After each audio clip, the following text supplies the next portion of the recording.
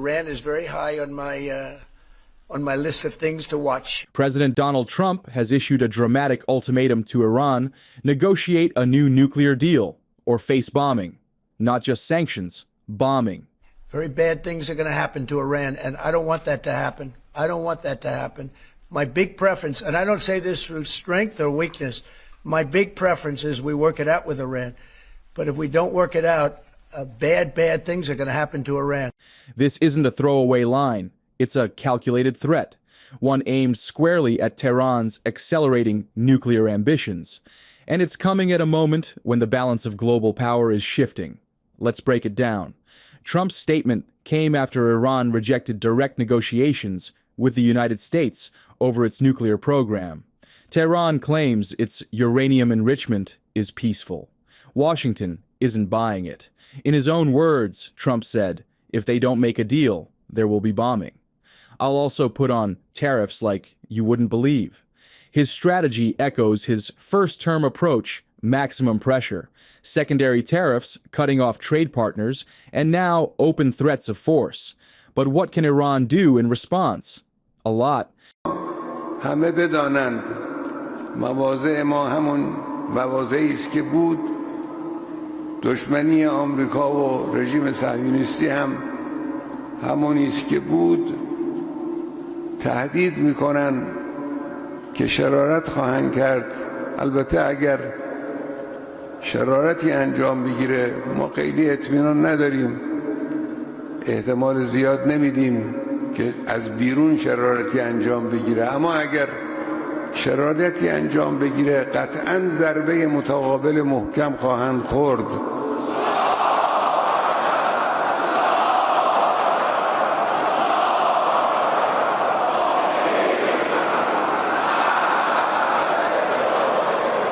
Iran fields the largest ballistic missile arsenal in the Middle East. With ranges stretching up to 2,500 kilometers, those missiles can hit U.S. bases, Israeli cities, and Gulf states within minutes. Underground missile cities allow Iran to launch from hidden locations, making a first-strike knockout nearly impossible. Iran's not just missiles. The Islamic Revolutionary Guard Corps, the IRGC, controls elite ground forces and proxy militias across the region. Hezbollah in Lebanon, the Houthis in Yemen, Kataib Hezbollah in Iraq, all ready, all hostile, and all capable of striking American interests indirectly. And then there's the Strait of Hormuz. 1/5 of the world's oil flows through it. Iran has threatened to block it before.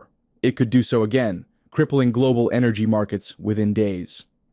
Meanwhile, Trump has ordered B-2 stealth bombers to Diego Garcia, an isolated British island in the Indian Ocean. That's not symbolic. Those aircraft are nuclear capable, radar evading, and positioned to hit Iran without needing permission from regional allies. So the table is set. But what's really at stake here? More than another U.S.-Iran standoff. This crisis arrives as the world's power structure is under strain. The United States is still the global military leader, but its supremacy is being challenged on multiple fronts. China is expanding influence in the Pacific. Russia is active in Eastern Europe and the Middle East. Iran and North Korea are increasingly coordinated, and a quiet but growing anti-Western alliance is forming. Just months ago, China, Russia, and Iran held joint naval drills in the Gulf of Oman. That's not just cooperation, it's signaling. These nations are testing the limits of American dominance. At home, the U.S. faces deep political divisions and a population weary of overseas wars. That fatigue matters, because American military might is tied to public and political will, and both are under pressure. So if bombs do fall on Iran, what happens next? Tehran likely won't respond conventionally. Instead, it'll activate proxies, unleash missile salvos, and disrupt oil flows. The region could descend into chaos. Israel could be dragged in. Saudi Arabia would brace for attacks. Global shipping and energy prices would explode. And here's the chilling part. Other powers might not stay neutral.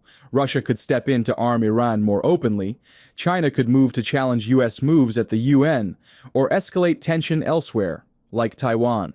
North Korea could test a missile to take advantage of U.S. distraction. In a hyper-connected world, conflict doesn't stay contained. Could this spiral into a global war? Not likely yet.